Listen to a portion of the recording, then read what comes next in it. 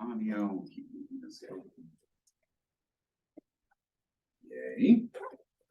Looks like the microphone's working. Up. Oh, too far up. There we go. All right. Something pops in for this.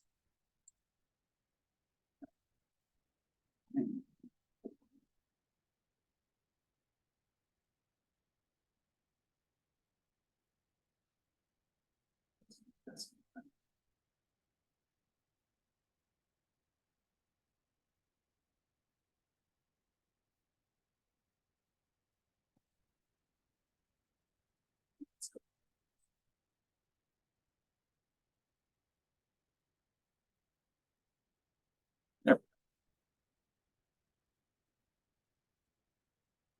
All right, so we got this going. Downloads, we are into downloads.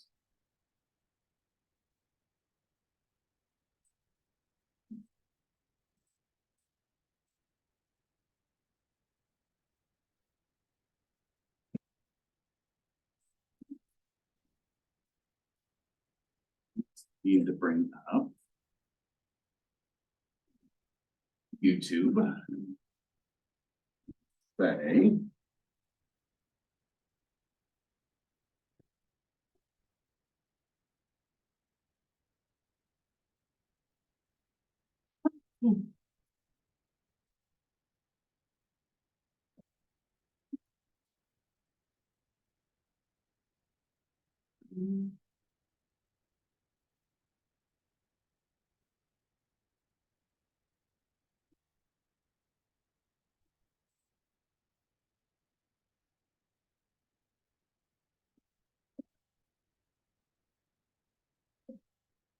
Thank you.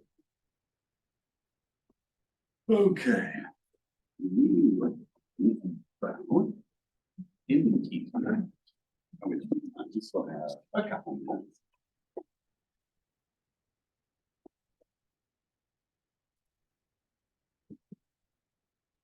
Violence.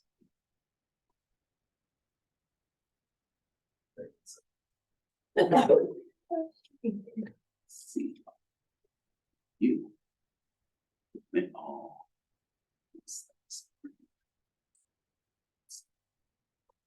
Spotlight me.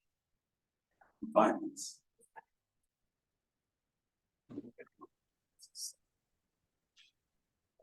Doing pretty good. Here we have some more minutes. Something's going on in the world because I have no idea. I've not really stuck my head out of the ground in about a week. Anything big going on? Okay. Let's see. Last class. Oh, I canceled last class. I'll tell you what happened. So I have to tell you all a little bit about my youngest daughter. Got a little feeding tube.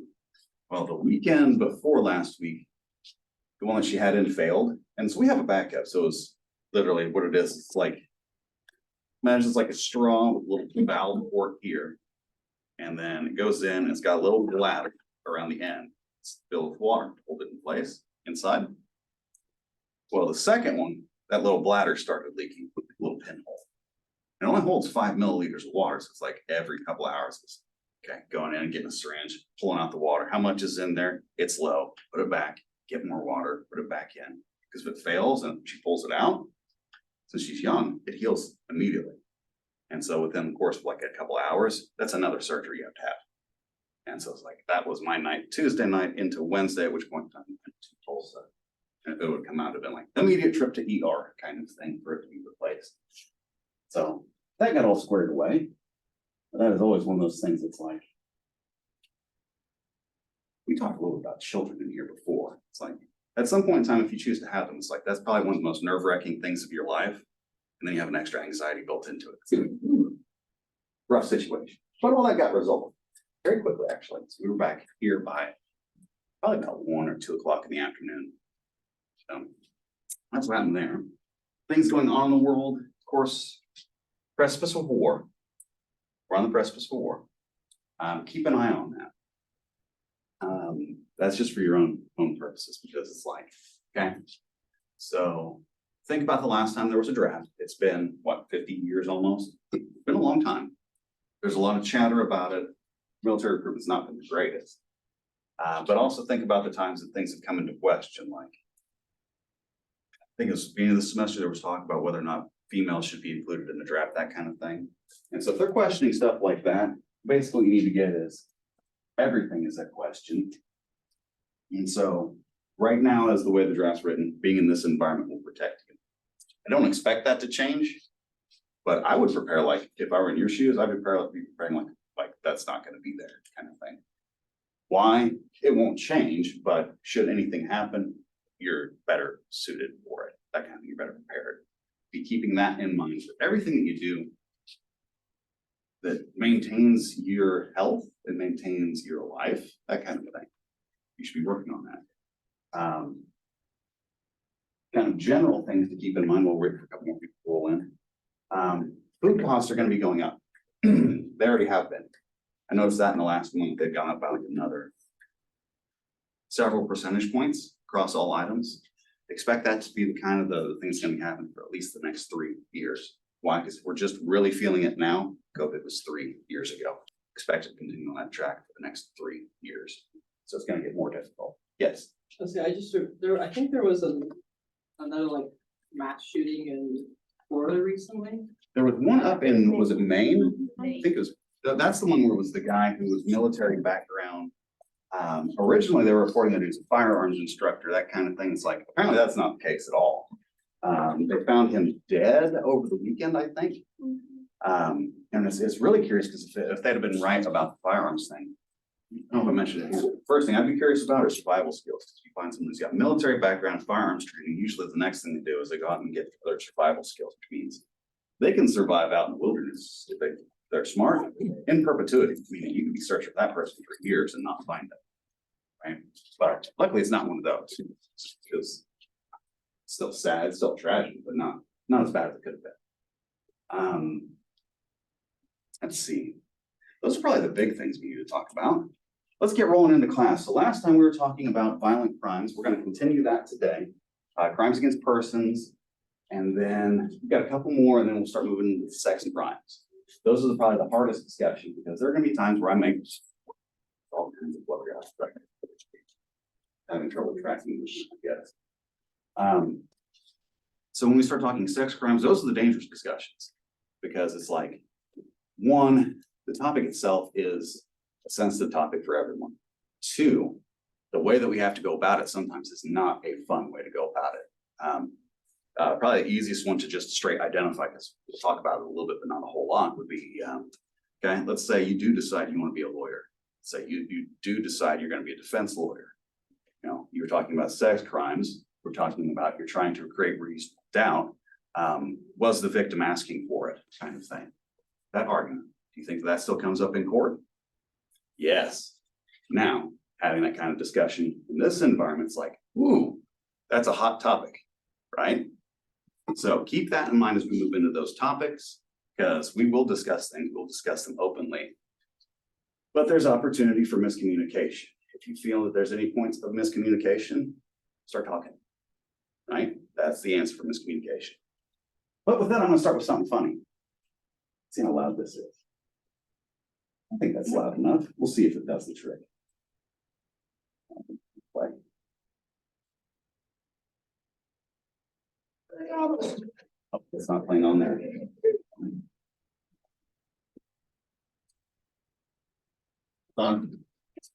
Got violence there.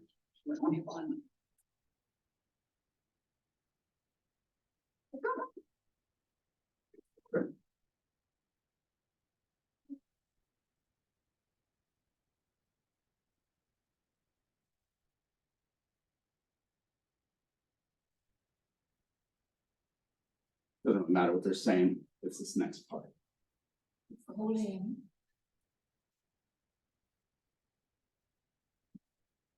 Holding.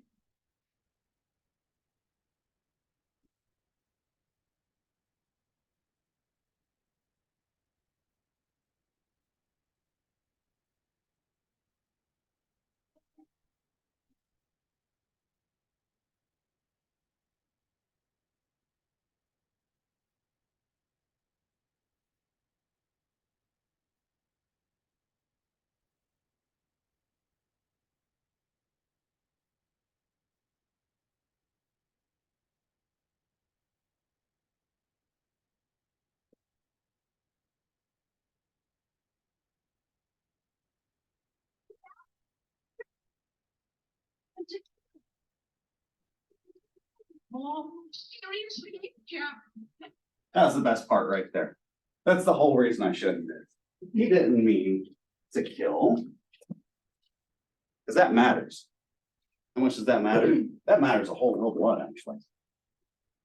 You can stop that, we don't need that anymore. Okay, so we've talked about assault, we've talked about battery. Now we're gonna talk a little bit about maiming.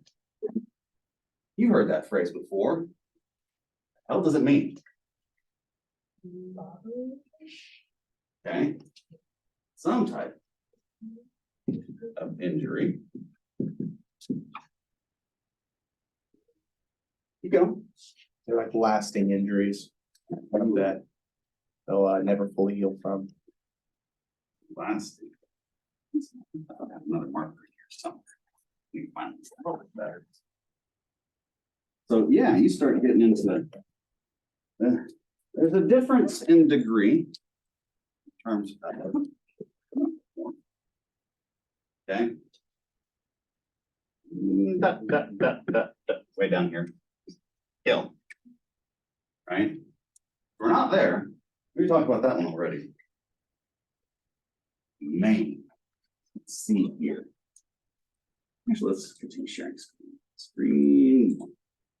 We'll say this right here. Simple assault, aggravated assault, battery. Pull that out a second. Then we'll get to maiming. Okay, reckless assault, we'll come back to that. Assault and battery defined, we did that last time. Mayhem. Some places will list it as mayhem. Some will have it as maiming. When you start getting there, you start talking about that permanent disfigurement. It's not just about the fact that you're hurting someone. Some degree, it's how much are you hurting, the degree of injury. And in this case, it's permanent, right?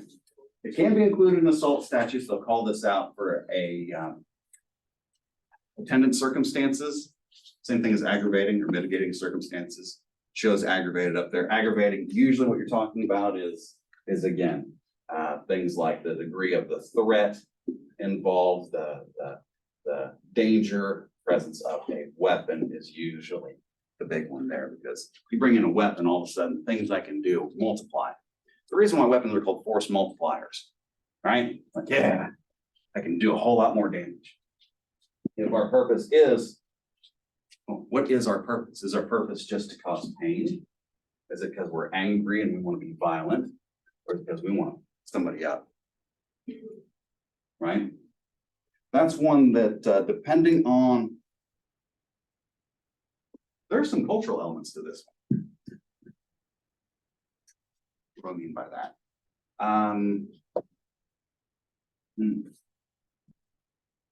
Here in this country, usually what you'll see is very specific stories of very, very nasty things. And the reason is like you're talking like, okay, this person had acid thrown in their face, right?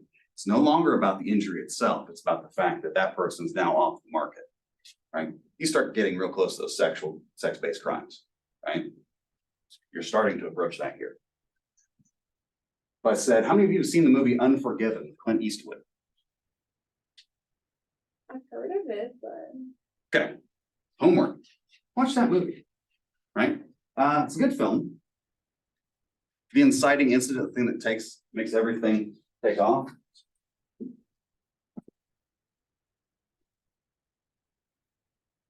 Who did it happen to?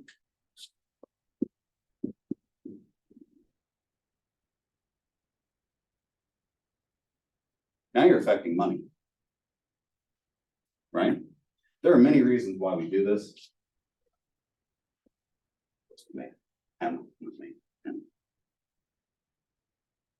Whether it's the way we interact with other people or whether it's economic.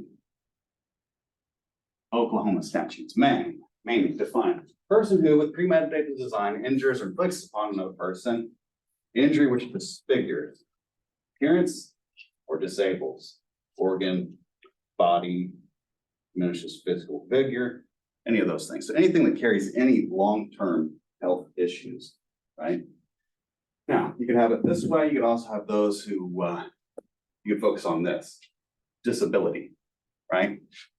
You want to take it in terms of, let's say, you're following that violence element, right? Low-level violence, you start increasing, get towards death. Here, what we're talking about is, are you gonna injure the person so badly that maybe their use of an arm never works right again, right? You can do that pretty easily. Some people do it with premeditated design. That's when you start talking about some pretty dark stuff, like as in, well, I'll just leave that as that. Why would you purposely try to remove somebody's limb? Yeah, that's cruelty. That's a different degree of cruelty, right? Means and matter immaterial, so it doesn't matter how you did it or what manner it happened, it's that you did. Disfigurement must be calculated after healing to attract observation. That's where you start talking about the facial stuff, right? Whether you're talking acids in the face, this is a really common one here, but there's all kinds of stuff that can fall into that. Okay, you can infer that it was designed to maim. You can infer this from injury, which is calculated to disfigure disabled unless circumstances raise reasonable doubt. Premeditated, yep, may be formed instantly. So there's your time frame. Recovery before trial. Whole thing is that this is permanent or long lasting. If it gets better, you're not here. Gets better, you're back here.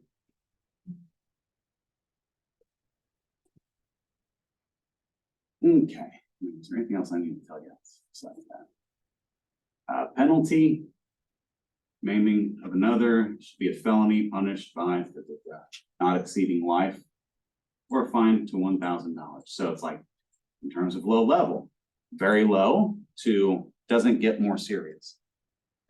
Does a little bit, but not much. Section here about female genital mutilation. You guys know what we're talking about there? Whenever you see that term? Anatomy. Yes, there's one particular part that gets surgically removed. That is a cultural thing. Cultural, religious element, kinda. Freedom of religion. That. Got a lot of competing interests here, right? From one standard, free from governmental intrusion. Religion. Social practice, right? Now, there are a few different ways you can look at it. You can look at it from a cultural perspective to come to the conclusions like, well, should we be judging others by what they do? Yes, no. Is this us a Western country trying to control some other type of culture? Yes. There is that element in there. It's not less of a consequence for this. This is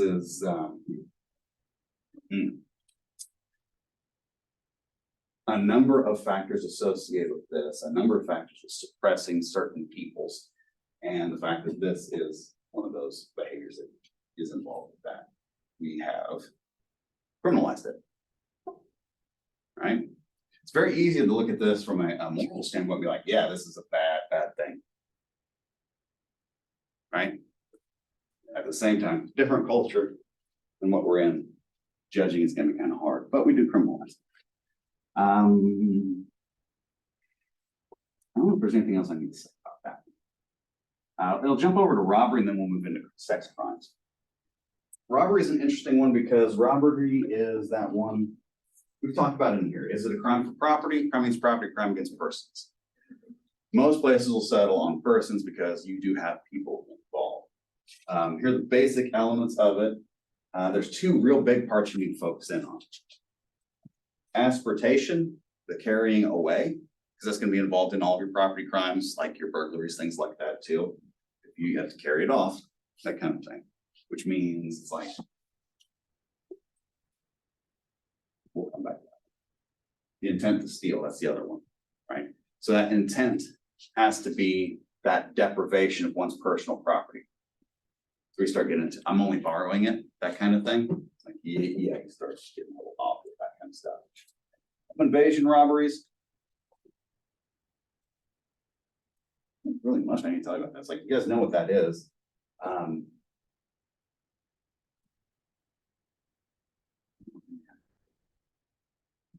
Hell of an effect on people though. You ever see anybody who's been subject to a home invasion robbery? It's like, yeah, it'll be a long time before they feel right again. Okay, robbery. Wrongful taking of personal property in the possession of another from his or her person or immediate presence against the will, accomplished by means of force or fear. That's the big part. Okay. How much?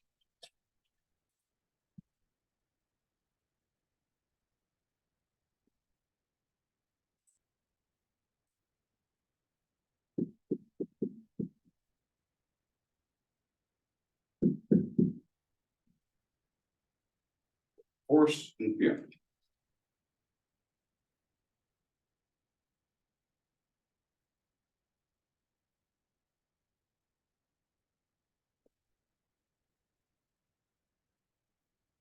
How much force do I need to take something from somebody?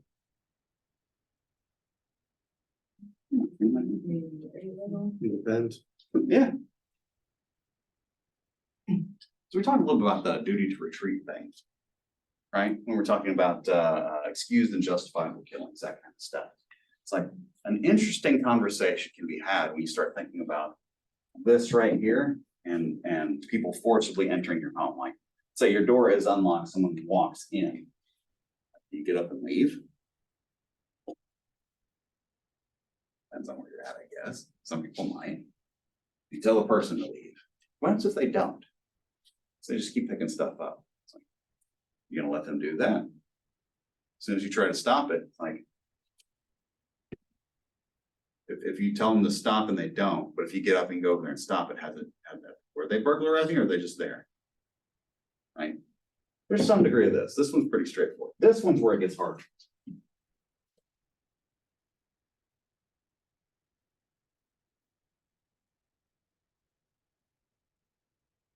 What does it take for you to become afraid? Go ahead. I was like, even just like seeing people like, I like where they're not supposed to be, it's something, it's scary. Yeah, people. Whether it's unexpected, not where they're supposed to be, anytime. Well, hell, how many of you have had an instance where something unexpected happens and your heart rate increases twofold? Right? Wow, boom. Yeah. Doesn't take much to instill fear in people. You instill enough fear in people, they don't do anything at all, right? They'll do whatever you say.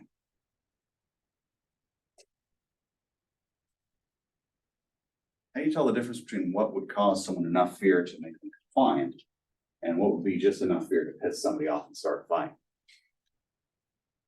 Depends on the person. Yeah. Yeah, the person who.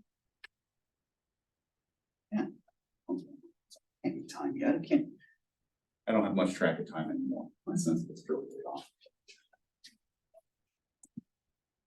10.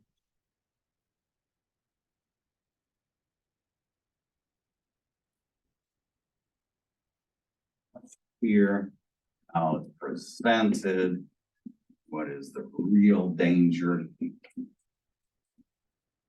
all those types of things. Let's see what it says. What fear is an element?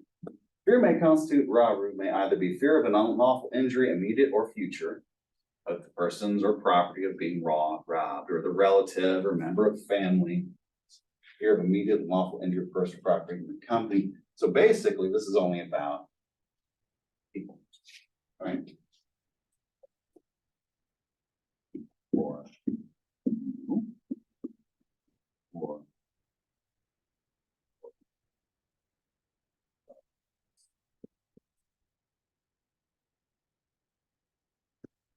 for others. Okay?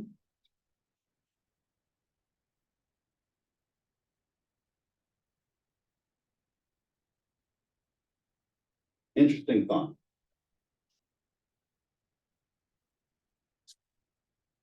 How much of this do you personally find acceptable here, here, and here? Not when we have to answer, that's kind of a rhetorical question. Because I'll talk a little bit about that. Okay?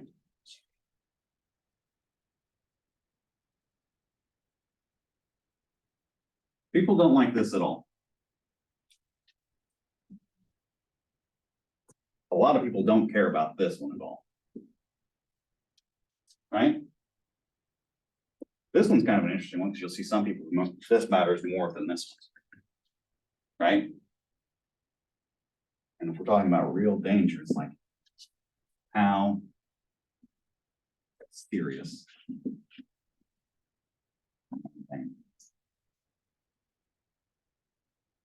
What you'll find is that as certain topics come up, certain issues, we're more sensitive to. Right? Between these things, this, and what's criminal is really, really important. Thinking about justifiable stuff, it's like, from the justifiable standpoint, because we didn't talk about that a whole lot. Like, okay, say it's right here.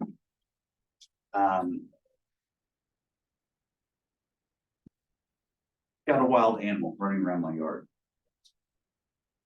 It's daytime thing. I don't know if it's a rabbit or not, but it seems to be chasing after the neighbor's dogs, my kids, and it's outside, it heads right to. What do? Nothing? Go inside, shut the door, Animal control? call animal control. Okay? Those are reasonable responses.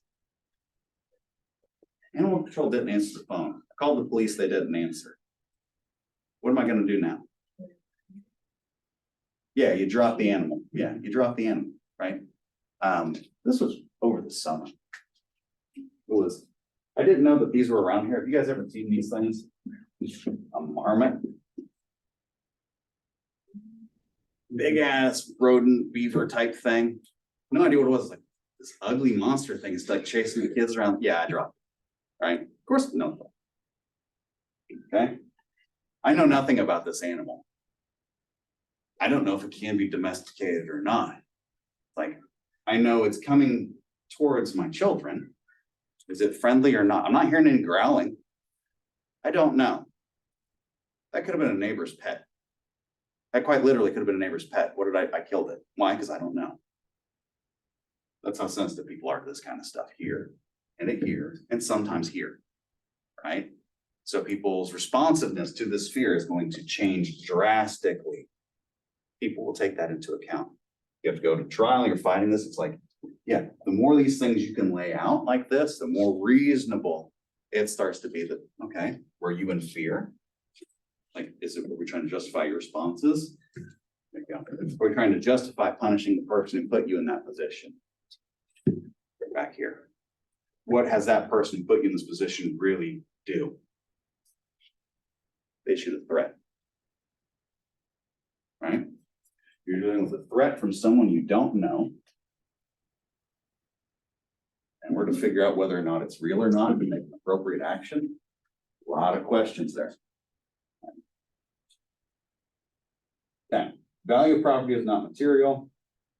Taking secretly is not robbery. Why is taking secretly not robbery? I guess because you don't involve a person, Mm-hmm. so it's just burglary. Yeah, you start moving towards burglary. Yeah, it's like, you don't know that it's being taken. That's not robbery. Yeah, but I'm right here. Doesn't matter. They slipped it in their pocket. It's not like they're taking it through force or fear. So it's like pickpocket burglary, or is that? It would depend on how it's specifically written, but usually you're talking low-level larceny kind of stuff. Yeah, like wouldn't even fall into burglary. It'd just be low-level larceny. Okay, next one, degrees of robbery. Here you go. First degree, when you inflict that injury, when you threaten it. Second degree, when you put that person in fear. commit or threaten to commit a felony upon that person. Right? It's accomplished by any other means, you move to the second degree, that all of those are the first degree, the more serious of the two. Okay, that's how we do it here. So, not exceeding 10 years, not less than 10 years. Those are the difference between those two things. First degree, you're in there at least 10. Semi-sort of. Second degree, you're not in there for 10. It's gonna be less than that. Robbery by 2 or more people, they got that in there. Dangerous weapons or imitation firearm. That's a felony. You're right back here at first degree. Why? That threat, dangerous weapon, even if it's a fake. Right? How many people rob others with BB guns? That's, yeah. It's like there's always two questions when it comes to violence that I want people to keep in mind. Okay? We'll run with robbery because that's one where it's like, if you get targeted, it's going to be based on where you're at, not necessarily who you are or what you're doing, but really just where you're at. I mean, they do look at target things like that. Location's the big one. Right? So you're minding your business in a place you're legally allowed to be, and someone brings a threat to you. Okay? What do you do? How do you respond? And how much violence is there in the world? Is usually what I try to highlight to people. Okay? How many people bring a BB gun? How many of them bring a real gun? Right? How many of those real guns are not loaded? Most of them are. Right? So what you get right there is someone's intent. Yeah, they're intent on robbing you. If it goes down, it's like, is that person willing to kill you? And then those are all things you have to figure out there in the moment. Right?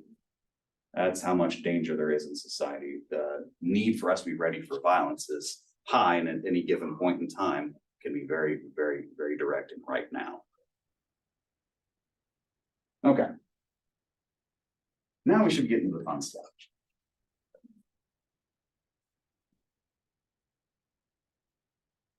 Sex crimes. All right. So, do I want to start there, or do I want to start? Maybe we'll start with the statutes, and then we'll move back to this, and then we'll move into real world. I think that's what we'll do. Yeah, we'll start that way.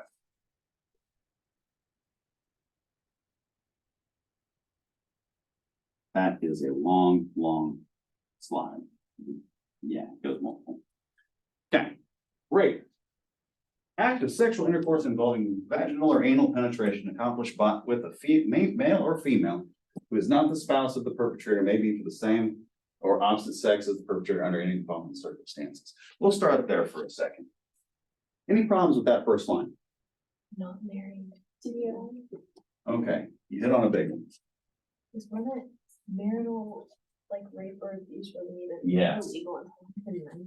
Yes, marital rape is something that's like, anytime people start talking about domestic relationships and marriage, it's like, okay, you need to realize how recently we've been changing it and how much it's changed. Like, we go back 100 years, people are like, yeah, that was a long time ago. It's like, yeah, but in terms of people, no, not at all, right? Time's always an interesting thing when people talk about time. There's one thing I want you to think about: indoor plumbing. How long have we had that? My grandma had a outdoor toilet. Yeah, you're talking like about 100 years, right? Right. Really? It's like the Romans had it like 3,000, 4,000 years ago. They were smarter than us. Yeah, we had a whole dark ages that came about because one country fell, right? Think about that. Okay. The knowledge we have can easily be lost. With this one, you have the issue of husband, wife. And At the then, bottom it mentions the next one is the with the spouse. It had the same Okay. bit. no, don't say exception. Exception would be, we'll come back to that one. Husband, wife, you're talking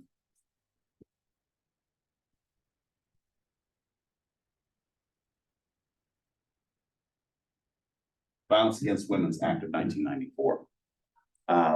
Prior to the nineties, you get back into the eighties, you quickly get to the point where it's like, okay, you got a domestic situation, you call the police. It's like, female, maybe she's got a swollen and black eye, right? You know what's happened. Pretty obvious what happened, right? What kind of response will you get? You go back to the eighties, it's not uncommon for you to say, it's like, well, what did you do? And you must have said something, right? It's like, okay, that's horrible. This was geared towards fixing that a lot. One of the other aspects that's tied with this is, this used to be an exception to the rape rule. There is no rape in marriage. There is no rape in marriage. That's the way it was for, well, until just a few decades ago. Right? So it's like, there's a whole class, a whole situation where criminal activity is not criminalized. You'd think that'd be a problem. Yeah, that was a pretty big one. We've finally started to address it. We're not near done and never will be, but that's a recent. The next one was, a bit more fundamental, a bit more social right now.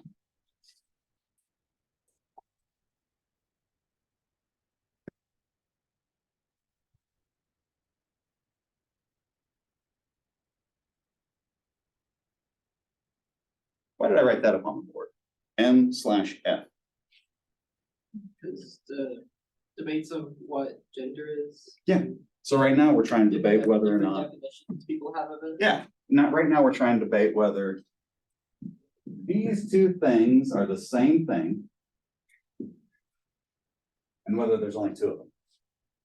Right? So one of the things you might want to look at is states that lean one way or another on a certain issue, this one, how are these statutes written? Right? Because they're already starting to take a change in this area and they start recognizing that officially. Well, if they got it written this way and you're not one of these two things, start running into problems because then it doesn't apply to you. Right? So keep that in mind. That's another thing that's going to be coming up. Let's see. Must be under 16 years of age. Then you're not falling into rape, you're falling into a different crime. If you're incapable of consent for whatever reason, temporary or permanent, you're not into rape. Right? This is all Nope. rape. Those are all. These are rape. Why is this under 16 years of age? Not spouse, maybe, that's what it is, not under these, never mind. So yeah, so if you are 16, it still would fall under here, even though it would fall under some of the sex against minors crimes. That's interesting. Victims capable, incapable of giving consent, force or violence, you're intoxicated. Activity of the accused meaning force the victim to. What does that mean? Administered by or with the privity of the accused.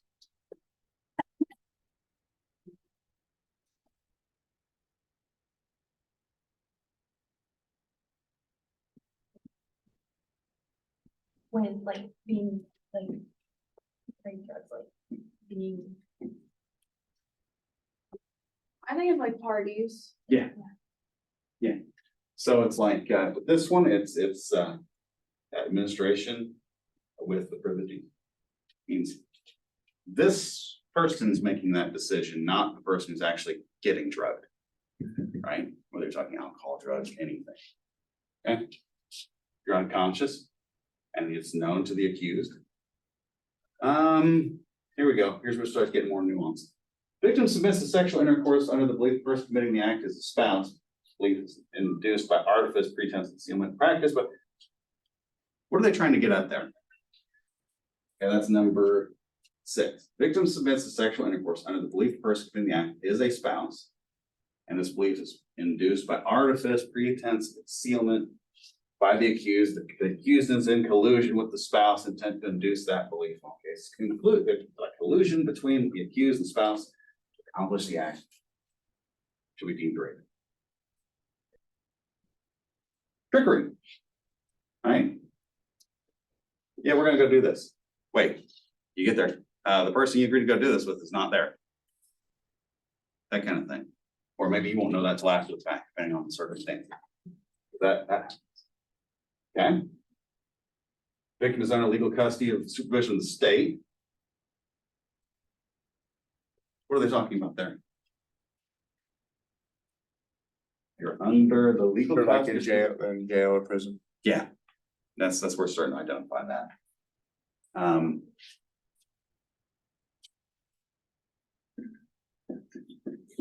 need to talk to you real quick about prisons. We'll go through this first and then we'll come back to that one. Okay, victims at least 16 years old, less than 20. So now we're talking schools, public or private, elementary school, junior high, high school, public, okay, 19 or younger, still the foster parent, okay? At least 16, but less than 18. Perpetrators responsible to medical providers, health, safety, welfare, leasing to corrections, all that good stuff. Should not be limited to parent, legal guardian, custodian, foster parent, anybody who's over 18. Any person living in the home, any agent of anything really, any owner of any child care facilities, such and such. Rape is an act of sexual intercourse accomplished with a male or female who's spouse. So there's that. Prisons.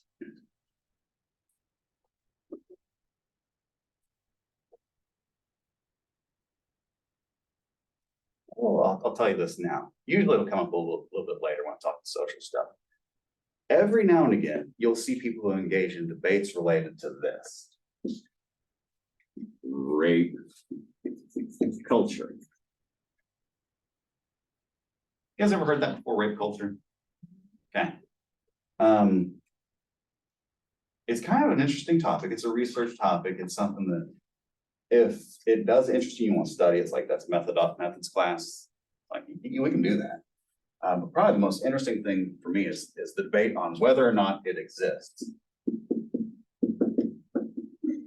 Because you'll see people take solid stances, like it does or it does not exist. From a method standpoint, usually what I'll say is, okay, look at the UCR and look at the NCBS. So official measure, survey measure, and you'll see it's like, okay, your chance is 1 out of 10,000. Here it's like 1 out of 4. So it's like that's how common it is. 25% of the population has had it, some form of some type of sexual crime. To 1 in 10,000. That's a big, means that there's a lot we don't know. Probably the easiest thing to say is like, okay, you get someone starts talking about this and they say right from the bat, this does not exist at all. That's not even a real thing. Although they're probably only looking at those UCR numbers.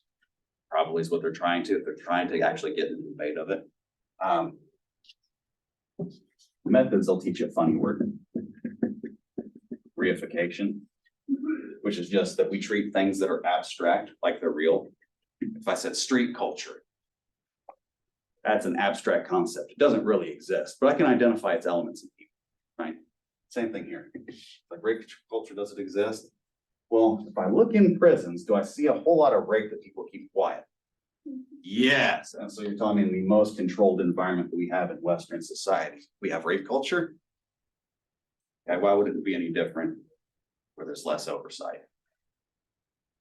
I don't, yeah. That's one of those conversations you might end up having to play with this. The next things I need to talk to you about are, let's see what the next slide is first. Forcible sodomy. Okay, we'll talk about that. What's the difference between rape and sodomy?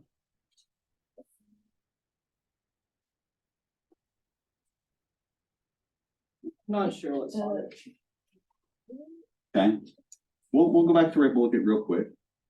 Rape is the act of sexual intercourse involving vaginal and anal penetration. This one. Any person who engages in detestable. Oh, there's some. I was kind of hitting it over here a little bit. Here it is again, just in the other direction. Like an input amplifier.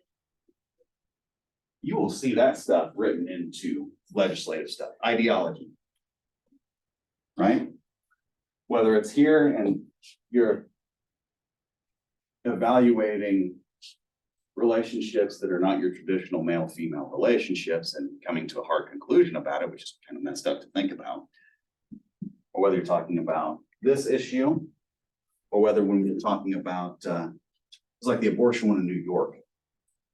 Whenever I popped that up, it said it's the safest medical procedure. It's like your safest medical procedure ends up with half of those involved not making it to term. That's this. That's this coming through. You'll see that. If you see it, identify it, pull it out. That should not be a deciding factor when it comes to laws, right? But it is something you will need to become. Sodomy is, okay, crime against nature. Person who is guilty of imprisonment for not more than 20 years. Except person sentenced to life without parole, person sentenced to imprisonment for 2 years or more for a violation of this subsection required to serve a post-imprisonment supervision. So you actually get post-imprisonment supervision. You're talking probation. Okay, here's what we're talking about. Sodomy committed by a person over the age of 18, under the age of 16. Incapable, so there's that consent aspect of it. Accomplished by means of force, threats of violence, sodomy committed by the state. It really define it. No, it doesn't. I wonder if I skipped over that. Let's see if we've got that. We'll do that Kind real of just quick. like rape that is. Yeah, okay. Like this thing We'll is say just- Oklahoma. That. Bing. 21. Say, give me this. Make this, we can, I don't. There it is. Next one, find the next one. Forceful sodomy, no. Second offense of sodomy, no, still not defined. Forceful sodomy, still going. Section. Define section 888. F. Let's say, find 888. Thinking. 2188. Any person who forces another to engage in detestable. Okay. Doesn't really give me anything more there. Forcible sodomy. Here we go. Here's another one.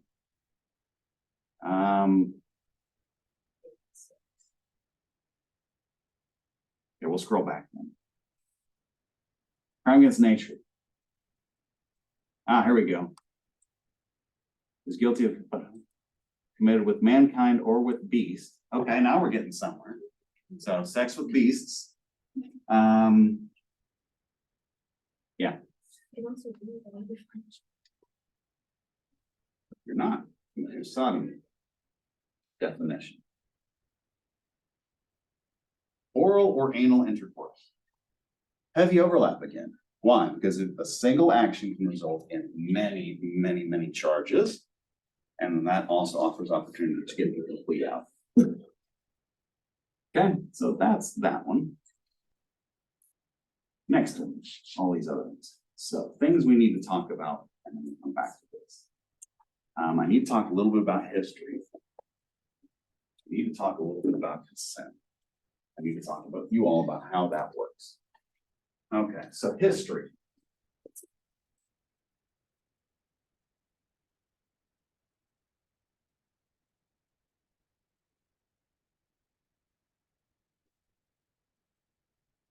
When I say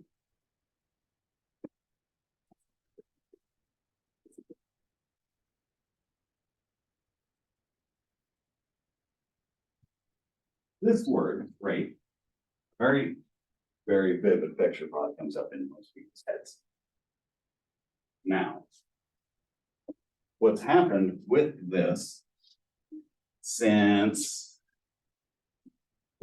1970s has changed a lot. So 70, I want to say it was 74, was when this no longer carried with it death. Punishment for this crime was death. Usually when I start talking about it, it's like, how many of you would be okay with killing somebody who did this?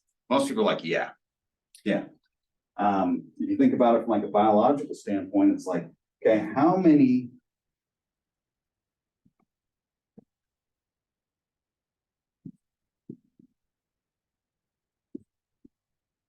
I haven't talked to you all about methods for learning. There's a lot of different ways people learn. Skinner is probably the best, operant conditioning. Reinforcements and punishments, right? If you get a positive reward for doing something, you're more likely to do it again, right? This one has something attached to it biologically that will directly reinforce it, right? You have that climax, right? So it's like in terms of things that you're hardwired for, sex is one of them, and people who use it in this direction, it's like, how much are they sending themselves down the dark path? Beyond measure. Why we're okay with killing, right? Essentially. 1970s rolls around. We have, of course, everything that happened in the civil rights era. And a lot of the court cases came from the civil rights era, got worked out in the 70s too. This is one that deals with proportionality. Your punishment has to fit the crime or else you're doing it wrong. Right? Death is not the same thing as this. Okay. Also, what do we mean by this? Do we mean the all-inclusive statement, or do we mean the one that's up there on that screen that says forcible? Right? Forcible element. You focus on that. We have this other underlying issue here. Consent is another issue. It is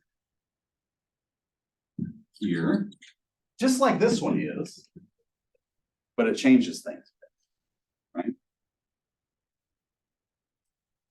If I said you look up the definitions for this term over the last 50 years, you'll see changes. You look at the statutes for these, they'll change considerably over the last 50 years.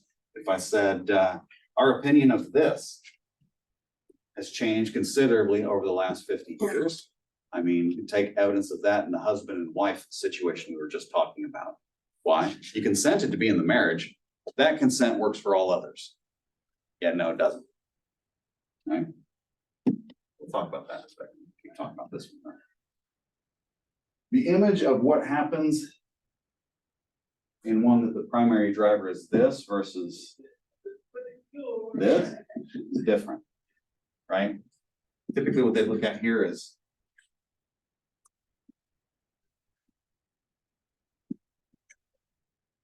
injury.